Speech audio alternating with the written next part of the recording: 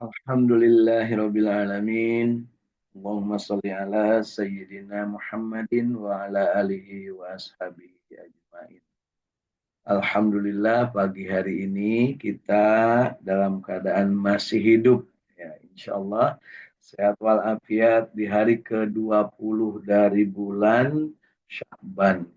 10 hari lagi, bahkan mungkin jadi 9 hari lagi kita akan memasuki bulan yang dinanti-nanti. Ya, bulan yang dinanti-nanti oleh segenap umat manusia, bukan hanya oleh segenap umat Islam. Karena kita paham dengan Ramadan ini kita akan mendapatkan kesempatan yang terbaik, ya, untuk mendapatkan peningkatan kualitas keimanan kita, dan pada saatnya kita akan memperoleh kesempatan untuk melatih diri, menjadikan hidup ini makin bermakna, dan insya Allah pada saatnya kita akan mendapatkan kesempatan untuk bertakarrub kepada Allah Subhanahu wa Ta'ala, meningkatkan kualitas ketakwaan, dan tentu saja kita akan mendapatkan kesempatan untuk menjadikan amal-amal ibadah kita ini makin hari makin meningkat kualitasnya. Alhamdulillah, Saum Tafid Al-Quran Al-Ikhlas Sukamiskin Arca Manik, Kota Bandung, pagi hari ini tayang dari bawah jembatan Ampera, ya, di atas Sungai Musi. Alhamdulillah pagi hari ini saya bersama keluarga besar sedang mensyukuri nikmat untuk uh, mendapatkan kesempatan menjadikan anak bungsu, ya, anak bungsu saya untuk memperoleh kesempatan menikah, artinya menjalin rumah tangga yang insya Allah doa dari sahabat-sahabat jinten sekalian untuk menjadikan Allah Subhanahu wa Ta'ala memberikan anugerah kepada anak saya dan juga istrinya untuk membina keluarga yang sakinah mawaddah warahmah. Alhamdulillah semuanya berjalan lancar, dan doa dari Bapak Ibu sekalian kami mengucapkan terima kasih jazakallahu khairan katsira atas doanya, dukungannya berupa moral, material, dan juga berupa kesempatan untuk menjadikan acara itu berlangsung khidmat, terutama sahabat-sahabat senior saya yang berada di Palembang. Alhamdulillah istimewa, alhamdulillah dari Ustadz kami, Ustadz Kiai Haji Tol'at Wafa Ahmad LC dari Pondok Pesantren Raudatul Ulum, ya, Sakatiga Indralaya Ugan Kemuring Ilir, dan juga Al Ustadz ya di Dr. Andes Muhammad Iqbal Ramji, ya, yang beliau menyempatkan di sela-sela kesibukannya, ya, untuk mengurus umat, mengurus jamaah, kemudian beliau datang memberikan doa restu. Alhamdulillah. Tentunya yang lain-lainnya juga sahabat-sahabat sekalian, tidak kurang maknanya, mudah-mudahan tanpa disebut namanya menjadikan semuanya menjadi amal soleh dan Allah Subhanahu wa Ta'ala membalasnya dengan kebaikan. Baik, sahabat-sahabat sekalian yang hadir pada kesempatan hari ini dari Kota Bandung, ya, Kang Ahmad Widyadi bersama keluarga di Cipamokolan. Kemudian dari Kota Sumedang hadir Teh Suliati bersama keluarga besarnya. Kemudian dari Cirebon Kasepuhan hadir Ibu Ibu Hilda Martina Rahayu, ya, bersama keluarga besar. Pagi hari ini saya akan membuka lembaran-lembaran kita dari beberapa catatan, ya, disebut catatan karena memang dicatat, ya, dari berbagai sumber informasi, tetapi yang pasti kita dalam rangka menguatkan diri bertekad untuk tetap bahagia, istiqamah, berjamaah membaca Al-Quranul Karim. Dan tentu saja yang kita baca pada pagi hari ini adalah tentang hal yang saat ini, ya, mohon maaf disebut saat ini atau kekinian, atau pada saat sekarang ini benar-benar ada dalam keadaan yang sungguh sangat mengkhawatirkan.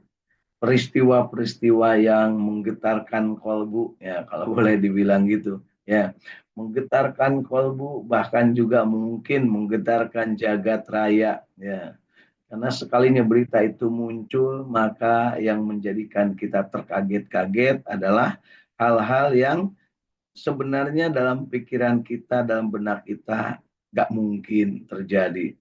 Tapi itulah yang terjadi saat ini. Ya, apa itu? Nah, mari kita lihat ayatnya. Di sini yang saya baca adalah tentang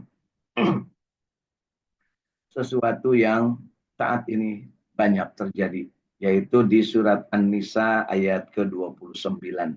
Ya. Pagi hari ini kita akan bacanya atau akan kita kaji tentang surat An-Nisa ayat ke-29. Ya.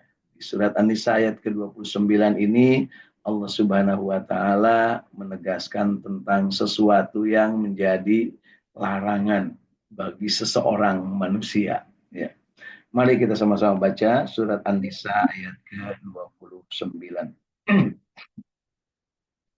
أعوذ بالله من الشيطان الرجيم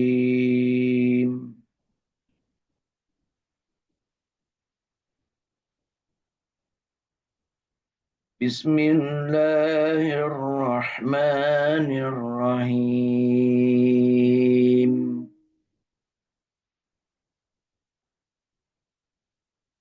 يا أيها الذين آمنوا لا تأكلوا أموالكم بينكم بالباطل إلا أن تكون تجارة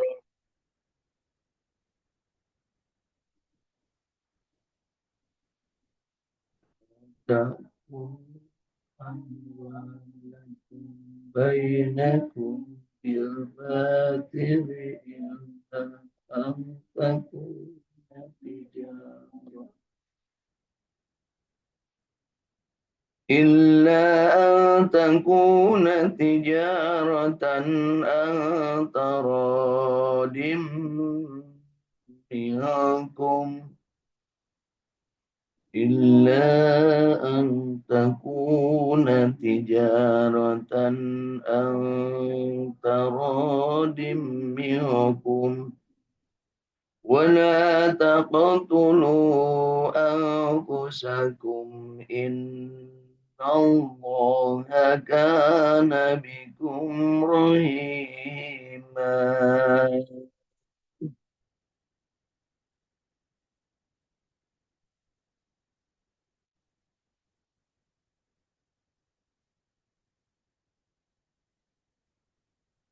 صدق الله العظيم.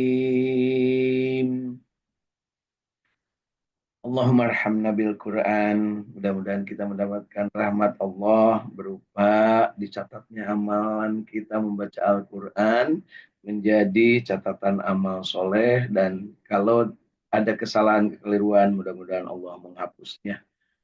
Kenapa kita sangat gandrung, sangat penting untuk membaca Al-Quran? Karena Rasul Shallallahu Alaihi Wasallam memberikan jawaban, khairukum man ta'allamal Quran wa 'allamah.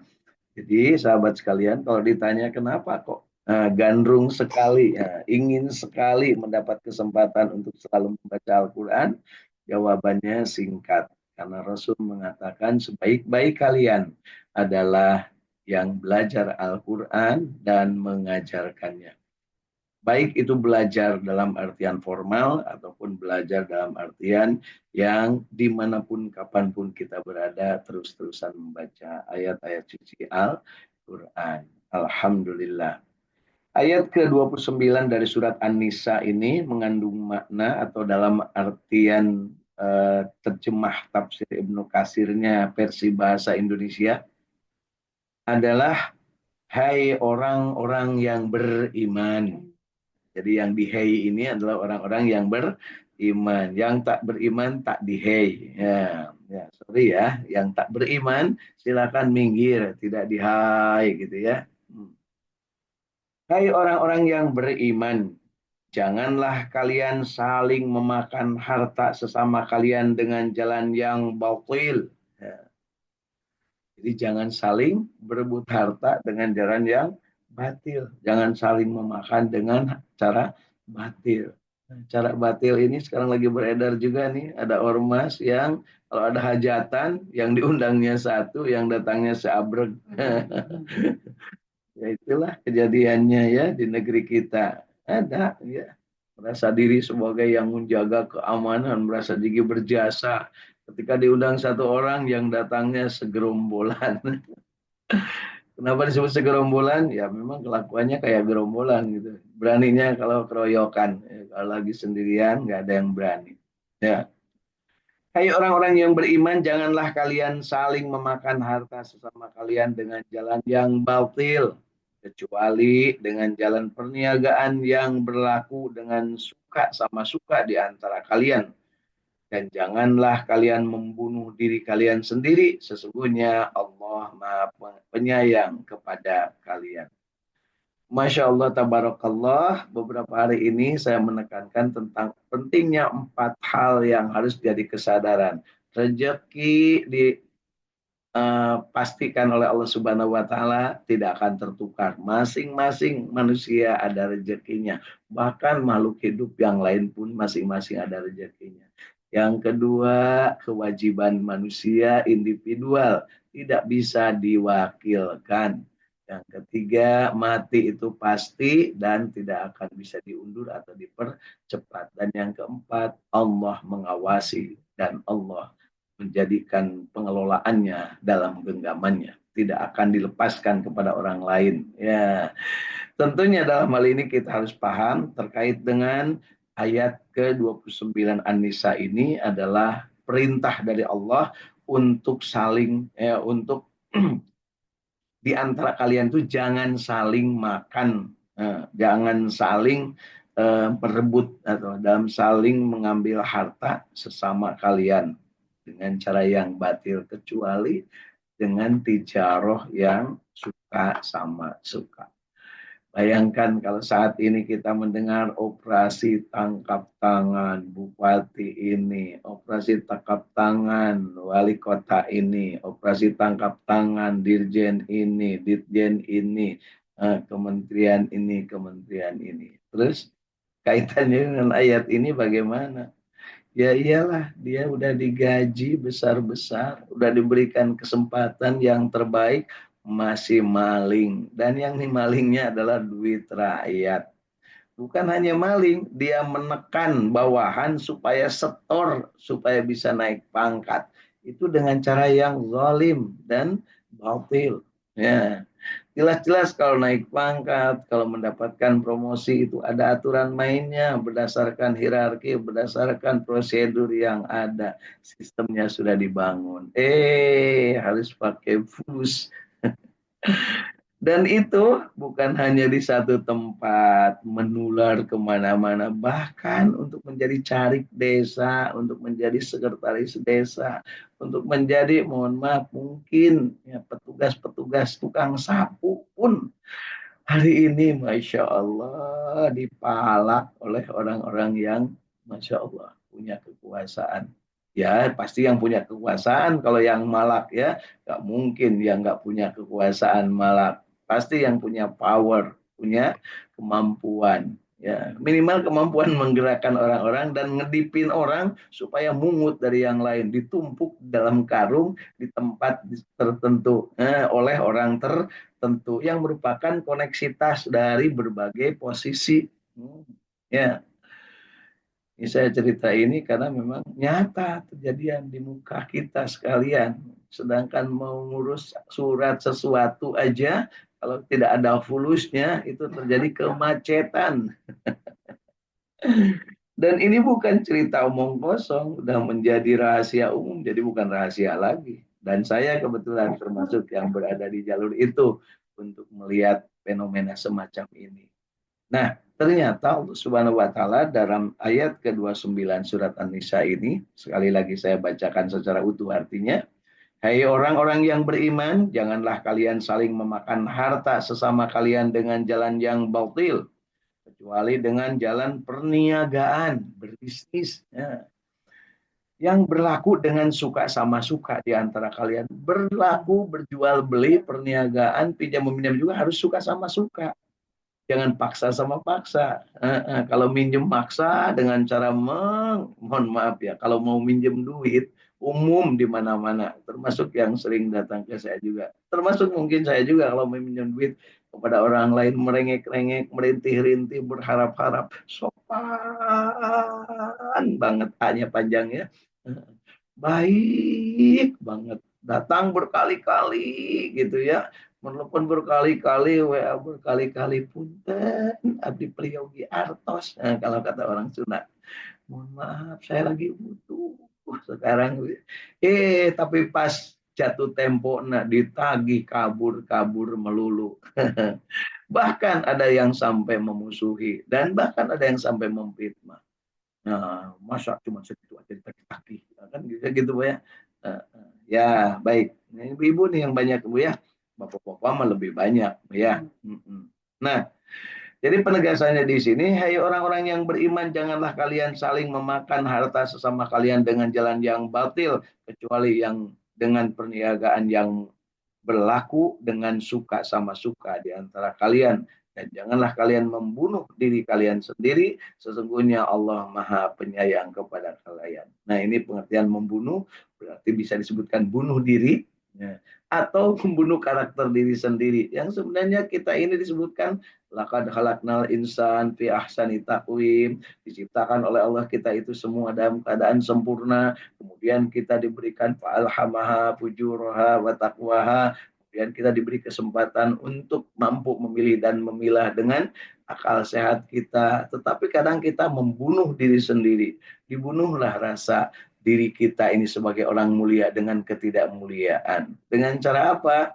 Ya, ada yang berbisnis tidak dengan halal, ada yang berjual beli menipu, ada yang berjual beli juga dengan cara menjadikan takarannya itu tidak sesuai, harganya dilipat gandakan, kadang menimbun barang, ujung-ujungnya ada juga yang harta orang lain diperas, ya orang lain supaya ingin mendapatkan kesempatan mau bekerja disuap.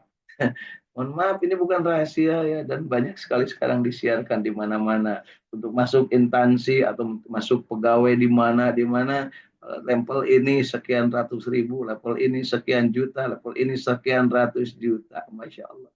Jadi, termasuk mau jadi legislatif sekarang nggak ada yang bisa gratis ya. Kudu mayar itu mayar iya. Yang palsu malah yang lolos ya, masya Allah. Karena apa? Di dalam kebohongan pasti muncul kebohongan yang lain. Di dalam kepalsuan pasti muncul kepalsuan yang lain. Di dalam kedustaan pasti muncul kedustaan yang lain. Di dalam satu manipulasi pasti akan muncul manipulasi yang lain. Kebohongan akan ditutup dengan kebohongan. Karena iblis yang bersemayam dalam diri kita yang namanya syaitan laknatullah alaihi itu pasti berbisik, udahlah kagok. Kemarin kan kamu udah bohong, udahlah daripada ini bohong lagi aja untuk menutupi kebohongan. Padahal kalau seandainya tidak bohong atau jujur, apa susahnya nih? Ya kan di dunia ini sederhana. Mana buku karyamu? Nih. Mana skripsimu? Nih. Mana ijazahmu? Nih. Apa susahnya ya? Tapi karena bohong, bohong, bohong, sampai produknya juga bohong, kebijakannya juga bohong, ujung-ujungnya manipulasi, ujung-ujungnya melakukan sesuatu yang batil. Dan parahnya lagi, menggerakkan orang untuk selalu membela kebatilan. Adakah yang seperti itu? Ada. Di mana? Di negeri Namrud dulu ya, di Babylon. Di negeri Fir'aun ya dulu di Mesir. Sekarang menular sampai kemana-mana. Di negeri kita, insya Allah tidak beda. Ya. Alhamdulillah di sisi itu kita juga bangga bahwa masih ada yang menegakkan kebenaran dan keadilan sehingga ada saatnya untuk dilakukan operasi tangkap kokon. OTK, operasi tangkap kokon, tangkap tangan, artinya tertangkap basah, bukan basah lagi sekarang mah, tertangkap sak duit-duitnya ya, miliaran bahkan ya, ratusan juta ya. Tidak hanya diberesin dalam sesuatu yang rapi, dalam brankas, duitnya dikarungin. Masya Allah, Bapak Ibu udah punya duit sekarung nggak? Dan kalau ketahuan, sebelum ketahuan, dihancurin dulu duitnya. Kalau perlu dibuang dulu. Yang penting tidak ada barang bukti. Tapi ingat, Allah Maha Tahu segala-galanya. Siapa yang berbuat curang, siapa yang berbuat zalim, pasti bakal ketahuan sebelum dia mati. Karena apa? Kezoliman sesama makhluk akan dipertanggungjawabkan oleh dia sendiri dan makhluk yang lain akan meminta pertanggungjawaban di dunia dan juga di akhirat. Di dunia tentunya oleh orang-orang yang diberikan tugas, ada aparat khusus penegak keadilan, kebenaran, dan aparat penegak hukum. Di akhirat ada Allah yang disebutkan al-yauma nahtimu ala afwahihim wa tukallimuna aydihim wa tashhadu arjuluhum bima kanu yaksibu. Allah yang akan menilai semuanya, menghisab semuanya. Dan pada saat itu nggak bisa ngomong. Kalau di dunia masih bisa, yang mulia saya sakit, nggak bisa hadir di pengadilan. Nah, kalau yang nggak bisa hadir dan tiba-tiba sakit di pengadilan, jangan ragu-ragu, pasti dia salah. Karena nggak mungkin orang tiba-tiba sakit. Kalau diundang ke teman-temannya sama konco-konco dewek ya, hadir, wah teriak-teriak gitu ya. Tapi ketika diundang ke pengadilan, tiba-tiba sakit perut, tiba-tiba ada surat keterangan dokter, tiba-tiba ada dokter spesialis yang menyatakan tidak layak untuk berbicara dalam keadaan yang sedang sakit. Ya, itulah kezaliman di dunia pasti akan diperlihatkan oleh Allah Subhanahu Wa Taala. Apalagi yang didoliminnya itu satu kabupaten, satu provinsi, satu negara yang didolimin. Kalaupun satu RT juga yang didolimin, biasanya ditangkap rame-rame. Kalau yang dia berbuat mesum, ditelanjangin dari ujung RT ke ujung RT, suruh jalan kaki tanpa busana. Masya Allah. Ya. Nah, kalau yang menjadikan kezaliman satu negara, terus mau diapain? Dari Sabang sampai Merauke, disuruh jalan kaki dalam keadaan bertelanjang. Selamat menikmati. Ya. Baik, adakah yang begitu? Pasti ada. Kalau Allah menyebutkan di dalam Al-Quran tentang sesuatu yang terjadi ini, jangan lupa, pasti ada. Karena Allah tidak pernah bohong. Nah, selain ayat ke-29 dari surat An-Nisa, yuk kita juga baca. Di sini ada di surat Al-Baqarah ayat 188 yang artinya, langsung saja kepada artinya, di surat Al-Baqarah 188, dan janganlah sebagian kalian memakan harta sebagian yang lain di antara kalian dengan jalan yang batil, dan janganlah kalian membawa urusan harta itu kepada hakim supaya kalian dapat memakan sebagian dari harta benda orang lain itu dengan jalan berbuat dosa padahal kalian mengetahui. Maksudnya dibawa ke forum, ke pengadilan supaya dia dianggap sah, atau dia nyogok hakim. Ini yang terjadi, nyogok jaksa, nyogok kepolisian, nyogok petugas-petugas yang lain, nyuap misalnya ya. Untuk apa? Supaya bisa lolos. Alhamdulillah. Dan ini bukan cerita, ini udah nyata. Yang ketahuan sudah banyak, yang belum ketahuan yakin lebih banyak. Tetapi tentunya aparat penegak hukum yang masih jujur, yang masih adil juga masih banyak. Jangan lupa ya. Tapi mereka tidak bisa sembrono. Kenapa? Kalau tidak cukup bukti dan tidak ada saksi, maka dan tidak ada pengakuan, maka itu dibutuhkan adanya pengadilan yang memperlihatkan saksinya, ada buktinya, kemudian juga ada pengakuan dari yang bersangkutan. Tapi kalau pengakuan kayaknya nggak mungkin nggak terjadi ya. Masa koruptor ngaku, kecuali kalau ada tertangkap tangan, itu pun karena ada bukti dan karena ada saksi. Saksinya apa? Ya gampang. Panggil aja anak buahnya, panggil saja yang diperasnya, panggil saja yang dipaksa untuk menyetor uang-uang itu.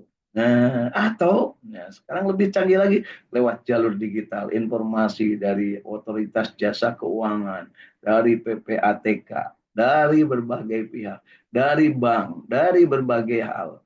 Itu di dunia, nanti di akhirat semua akan bicara kecuali mulut.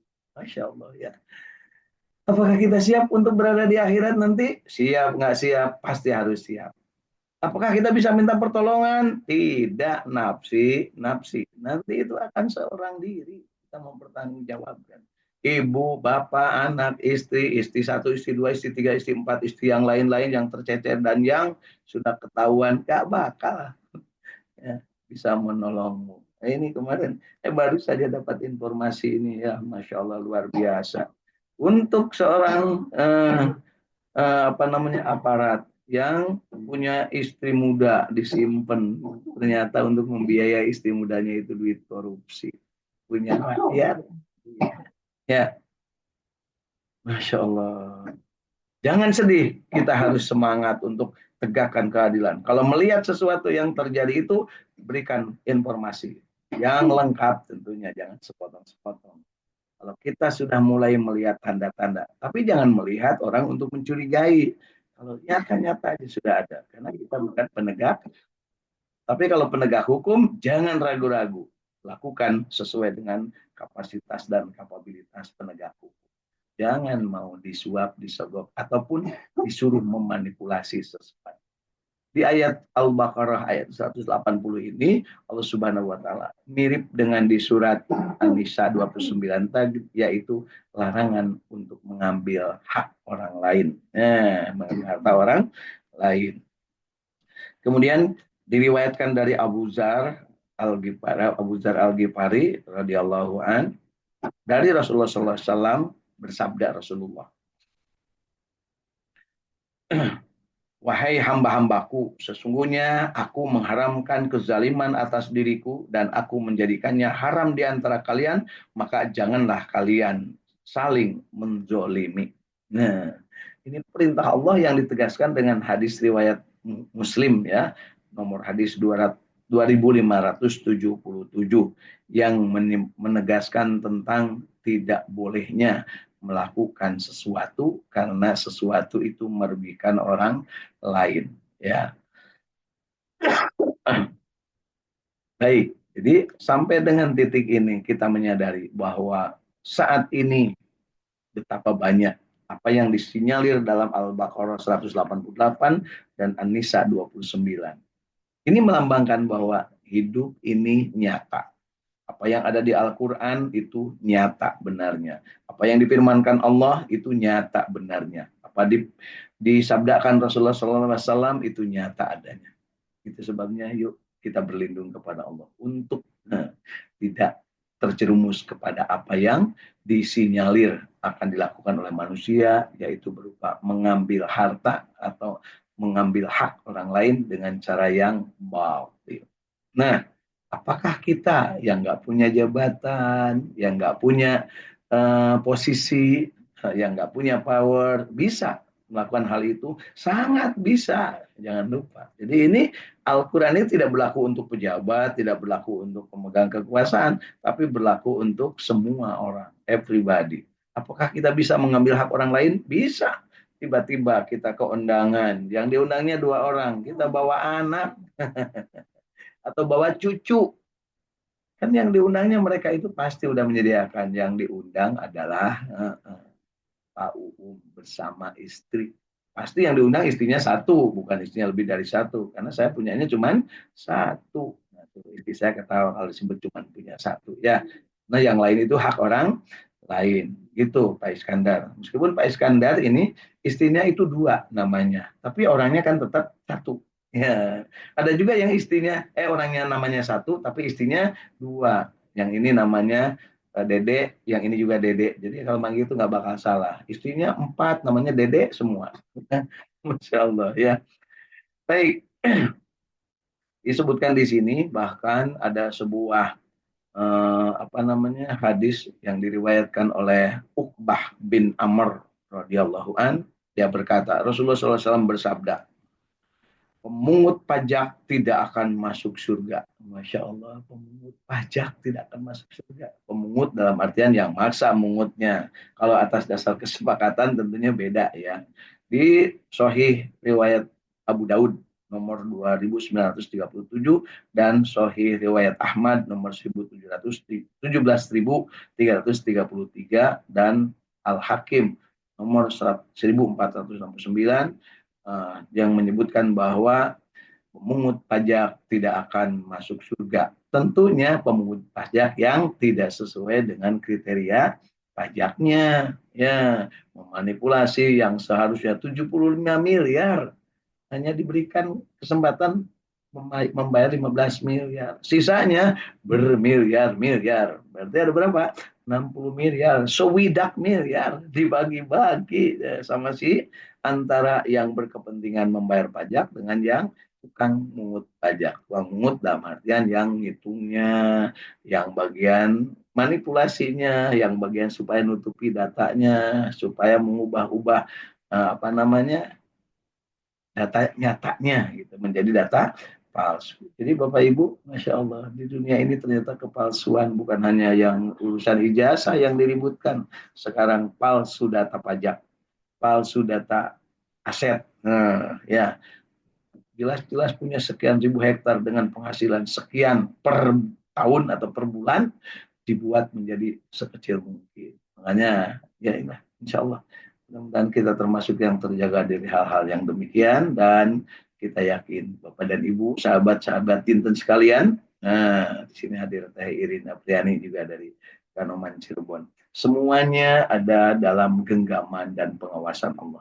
Jangan sampai kita merasa nyaman dan aman melakukan manipulasi, melakukan upaya mengambil hak orang lain dengan cara yang batil. Jadi yuk kita biasakan untuk bertijaroh dengan siapapun, pinjam meminjam bertransaksi. Pinjam meminjam bukan berarti yang miskin kepada yang kaya, bisa jadi yang kaya pinjam kepada yang miskin. Ya. Yang kaya punya duit banyak, yang miskin punya aset berupa tanah kosong, dipinjam boleh ya. Boleh, tapi harus jelas aturan mainnya. Jangan sampai melakukan sesuatu yang batil. Sekali lagi, ini adalah bagian dari hidup di dunia yang Allah perlihatkan kepada kita saat ini. Dan tentunya jangan menafikan kondisi ini karena bisa jadi kondisi ini ada pada diri kita. Kalau tadi yang diceritakan adalah pejabat, kita juga adalah pejabat. Minimal ketika dipercaya oleh seseorang untuk memegang sesuatu, itu harus dalam keadaan yang penuh dengan amanah. Insya Allah. Baik, Bapak Ibu, kemarin kita udah ngomong tentang bagaimana menginfakkan barang kita, kemudian bagaimana kita menabung di akhirat dengan 3 hal, harta yang disedekahkan, anak soleh yang mendoakan, dan ilmu yang bermanfaat. Kemudian juga harta itu bagaimana memanfaatkannya dengan wakaf, dengan infak, dengan sedekah, dan bagaimana hari ini kita membahas jangan sampai mengambil harta dengan cara yang batil. Insya Allah mudah-mudahan bermanfaat. Yuk kita bermohon kepada Allah. Allahumma salli ala sayyidina Muhammad wa ala ali sayyidina Muhammad. Allahumma inna nas'aluka ilman nafi'an. Allahumma inna nas'aluka rizqan tayyiban. Allahumma inna nas'aluka amalan mutaqabbalan. Allahumma inna nas'aluka bihusnil khatimah. Allahumma inna nas'aluka ridhaka wal jannah wa na'udzubika minan nar. Wa minan nar wa na'udzubika minan nar. Allahumma innaka afuwwun karim tuhibbul afwa fa'fu anna ya karim. Allahumma rabbana taqabbal minna innaka antas samiul alim wa tub alaina innaka antat tawwabur rahim. Allahumma barik lana fi sya'ban wa balighna ramadan wa hasil maqasidana. Allahumma rabbana atina fid dunya hasanah wa fil akhirati hasanah wa qina adzabannar. Subhana rabbika rabbil izzati amma yasifun wa salamun alal mursalin walhamdulillah. Amin ya Allah ya Rabbal Alamin. Mudah-mudahan bermanfaat. Pagi hari ini bahasan kita tentang jangan sekali-kali memakan harta orang lain dengan cara yang batil. Bermanfaat bagi diri sendiri, bermanfaat bagi sesama, dan mudah-mudahan kita bisa meneruskan perjalanan kita menyambung silaturahim dalam bingkai bahagia istiqamah